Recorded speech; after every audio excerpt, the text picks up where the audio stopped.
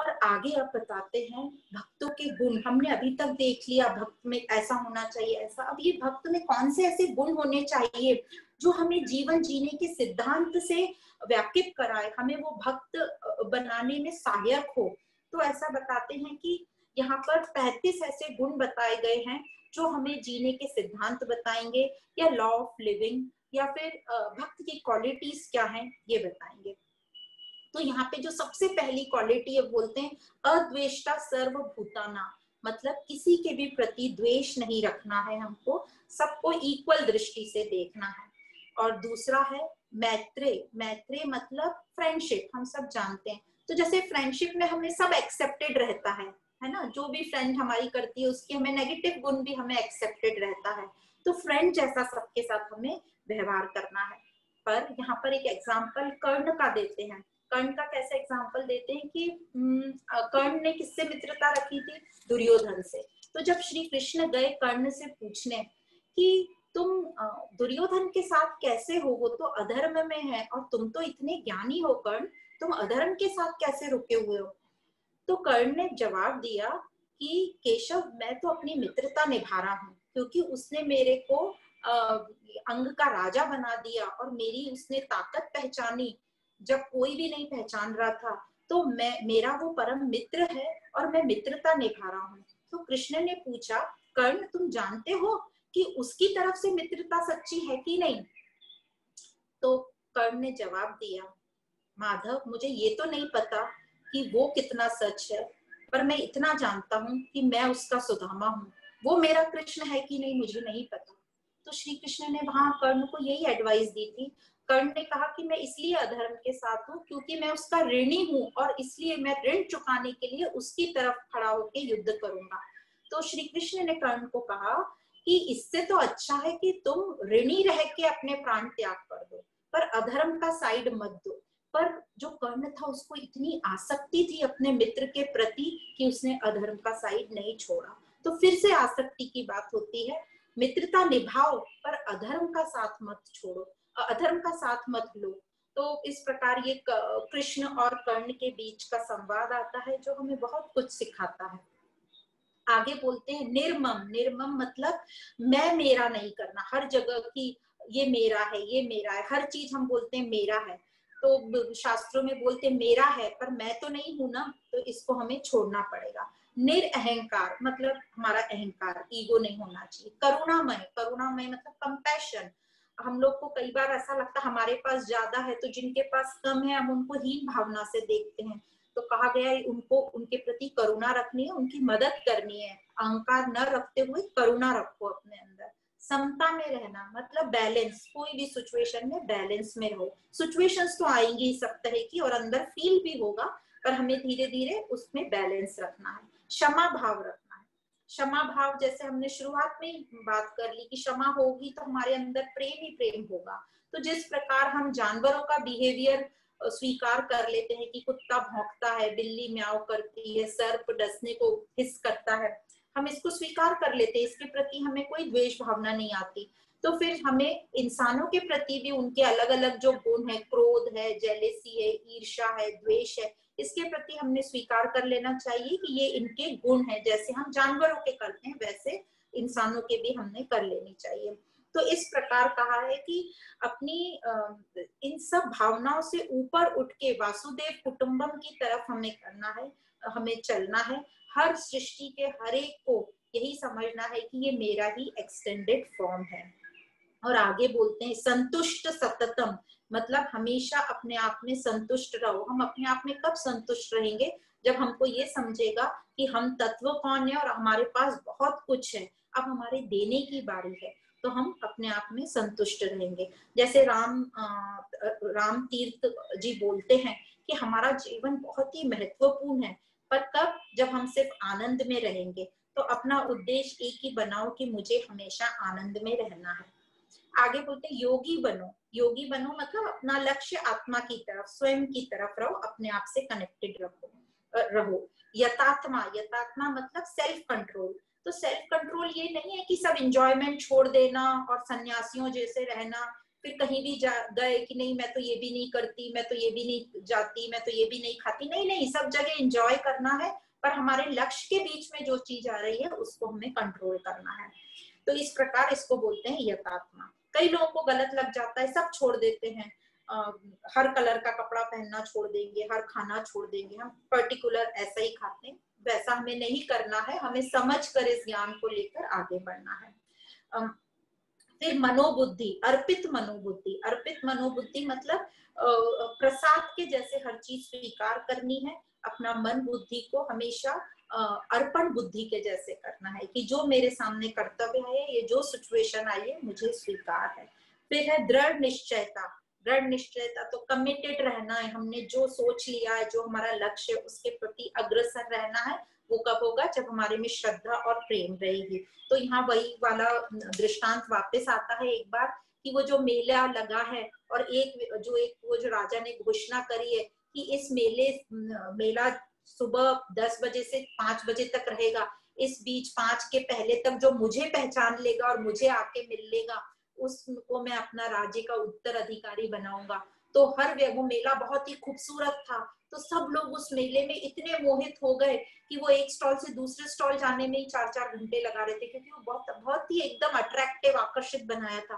पर एक व्यक्ति था, उसने पूरा मेला भी एंजॉय किया क्योंकि उसको अपना लक्ष्य पता था कि मुझे राजा से मिलना है, और राजा को तो हर कोई जानता था, और वो फाइनली 5 बजे के पहले जाके उसने राजा से को मिल लिया। तो कहने का तात्पर्य ये, एंजॉय सब करो पर अपना लक्ष्य याद करो कि मैं हूँ कौन और मैं आखिर में मुझे क्या करना है। फिर बोलते हैं यस्मात् न उद्दिव्यते लोको, मतलब आसक्ति रहित, स्वार्थ रहित और किसी को विचलित नहीं करना, मतलब संसार में किसी को डिस्टर्ब नहीं करना। एक्चुअली इसका मीनिंग ये है, यस्मात् न उद्दिव्यते लोको, मतलब संसार के लोगों को डिस्टर्ब नहीं करना। हमारी क्या आदत है? सबको डिस्टर्ब करते रहना कि हमें ये चाहिए, ऐसा चाहिए, कहीं जाएंगे तो भी अपनी फरमाइश रखेंगे, तो सामने वाले भी परेशान होते हैं हमसे। तो ऐसे मेहमान किसी को भी अच्छे नहीं लगते। तो ये ऐसा बोल रहे हैं कि वो संसार में किसी को भी डिस्टर्ब नहीं करते। फिर क्वालिटी आती है हर्षम, हर्ष, भयो, उद्वेग मुक्ता, मतलब खुशी, क्रोध, ईर्ष्या, डर और एंजाइटी से मुक्त रहो, ऐसे भक्त मुझे प्रिय हैं। मतलब खुशी, क्रोध कब आता है? जब हमारे मन की बात पूरी नहीं होती तो हमें गुस्सा आता है, क्योंकि स्वीकार भाव नहीं है और हमें लगता है हमारे मन से पूरा होना चाहिए। हमने विश्व रूप में देख लिया कि हर चीज हमारे हिसाब से नहीं होने वाली है। तो इस प्रकार हर अवस्था में से मुक्त और बैलेंस में रहेंगे, ऐसे वक्त मुझे प्रिय हैं।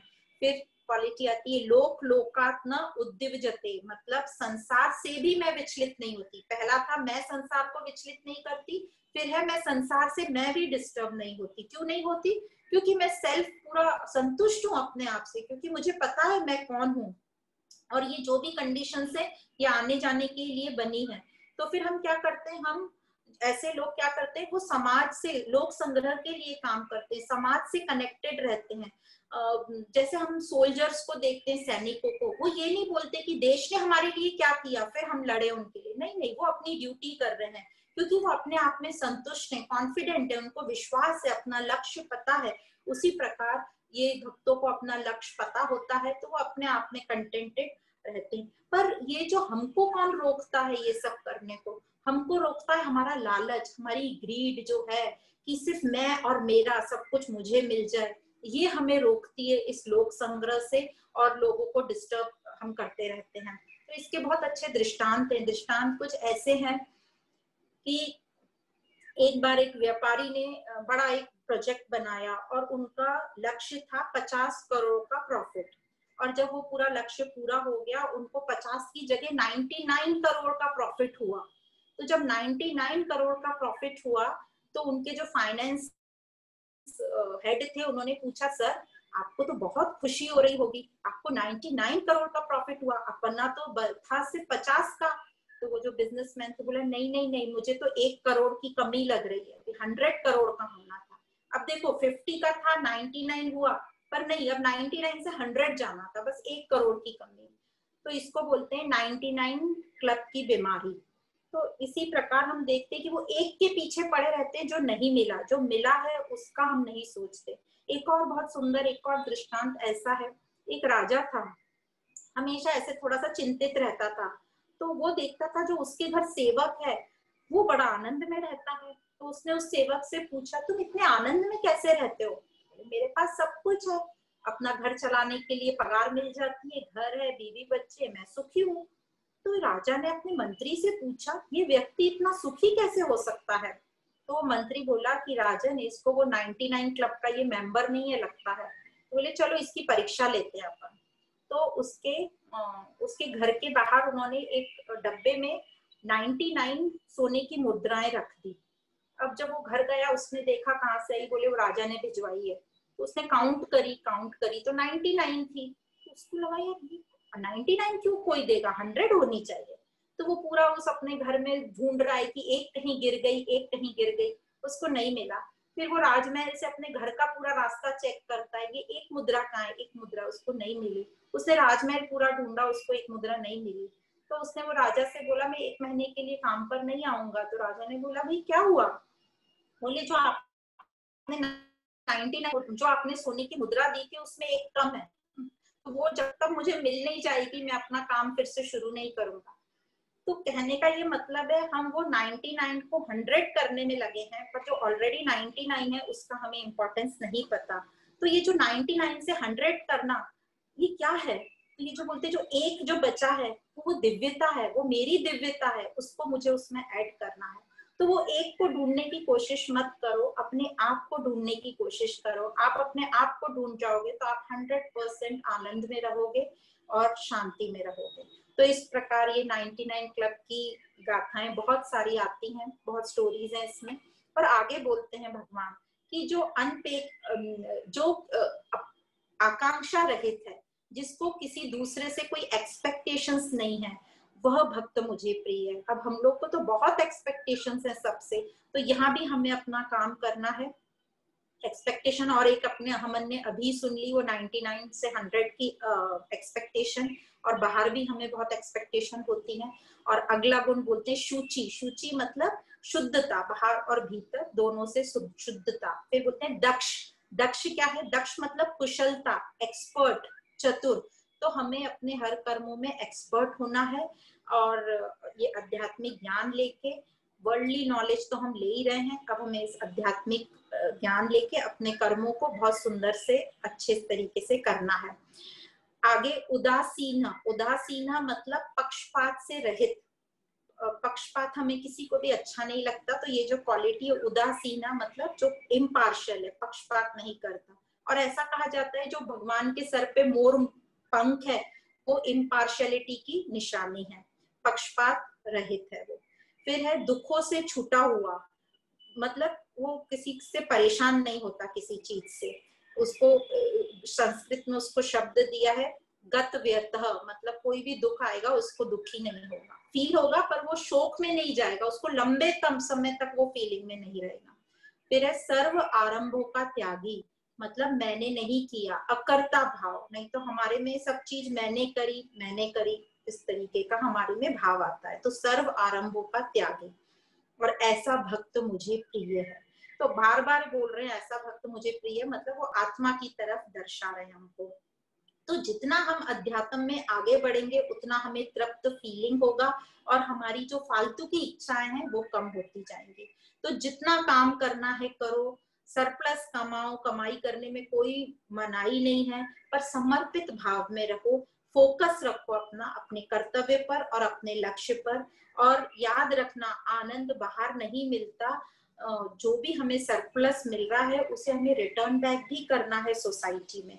तो हमारे जो 4 आश्रम बताए गए हैं सब हम जानते हैं उनको, ब्रह्मचर्य, गृहस्थ, वानप्रस्थ और संन्यास। तो ब्रह्मचर्य होता है शिक्षा ग्रहण करने का, सब डिसिप्लिन में हम अपनी शिक्षा ग्रहण करते हैं, स्टूडेंट लाइफ जिसको बोलते हैं।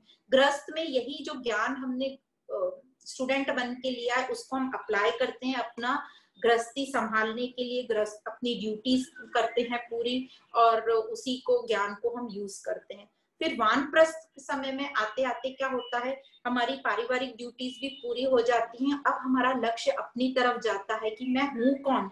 हम फाइनेंशियली भी थोड़ा बहुत स्टेबल हो जाते हैं और हम सत्संग की तरफ जाने लगते हैं। और फिर आता है आखिरी संन्यास, जब हमारा ज्ञान भी पूरा हो जाता है और हम समाधि की तरफ चल पड़ते हैं तो हम एक ऑर्डिनरी इंसान से एक्स्ट्रा ऑर्डिनरी बन जाते हैं। तो यहाँ पर एक बड़ी अच्छी पेंसिल की आत्मकथा आती है। एक पेंसिल बोलती है कि जो मैं टाइम टाइम पे अपने आप को छीलती हूँ, मतलब शार्प करती हूँ, तो वही हमें ज्ञान और सत्संग टाइम टाइम पर लेना है। फिर जो मेरा असली तत्व है वो तो मेरा अंदर जो है वो है, जो ग्रेनाइट की लीड रहती वो मेरा असली तत्व है।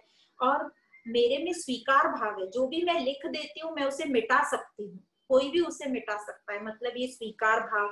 और मैं अपने मास्टर के हाथ से चलती हूँ, मतलब मेरे में समर्पित भाव है, मेरा मास्टर जो मुझे चलाएगा वैसा मैं चलूंगी। तो ये पेंसिल की आत्मकथा भी हमको बहुत कुछ समझा जाती है।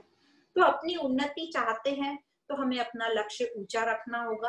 ऊंचा लक्ष्य तो थोड़ी मेहनत लगनी होगी, मेहनत करनी है तो थोड़ा कंफर्ट जोन से हमें बाहर निकलना होगा। तो ये आध्यात्मिक अभ्यास ही हमें अपने लक्ष्य की तरफ ले जाएगा, मतलब आत्मा का साक्षात्कार। और इसी से हमें जो सक्सेस बोलते हैं, जो कामयाबी है, वो तो इस यात्रा का साइड इफेक्ट है।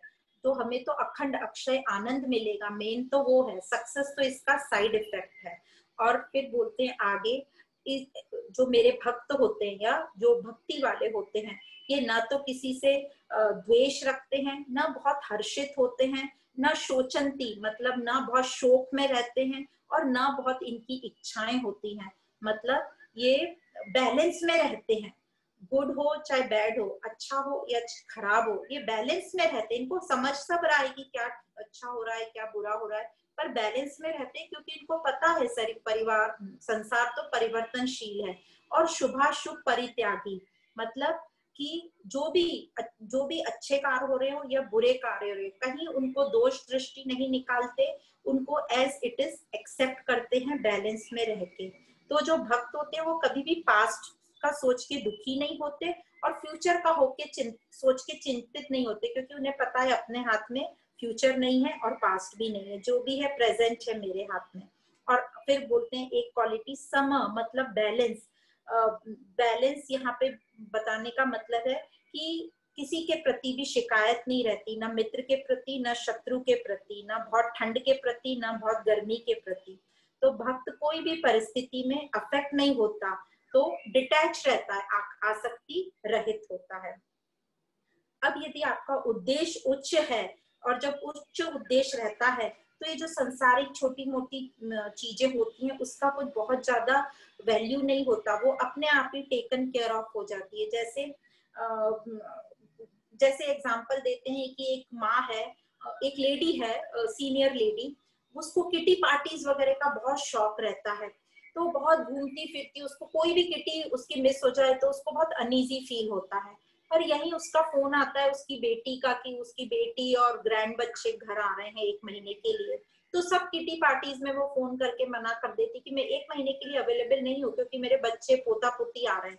तो आपने देखा ये फिजिकल से इमोशनल पे आ गए, दिल से अब फीलिंग सोच रहे हैं, मतलब वो चीज अब उनकी साइड में चली गई, इमोशंस के सामने उनको फिजिकल इतना इम्पोर्टेंट नहीं लग रहा है। फिर जब बच्चे सब आ जाते हैं और कोई बड़ी कुछ कलैमिटी हो जाती है उस शहर में, तो उनको फोन आता है कि आपकी सेवाओं की जरूरत है, तो उसको लगता है हाँ मेरे में ये क्वालिटी, वो सेवा के लिए निकल पड़ती है, तब ये इमोशनल फीलिंग भी रह जाती है, अब वो बुद्धि से इंटेलेक्ट से काम कर रहे हैं।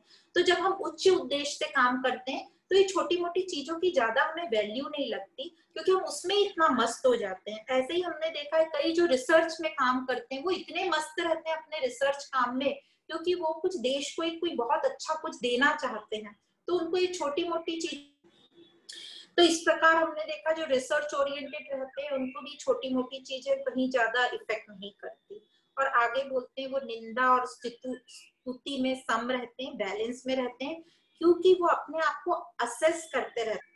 कैसे रख सकते हैं इतना बैलेंस में, तो वो बता रहे हैं क्योंकि उनको अपने आप को असेस करते रहते हैं कि मेरा लेवल क्या है, मेरी स्थिति क्या है।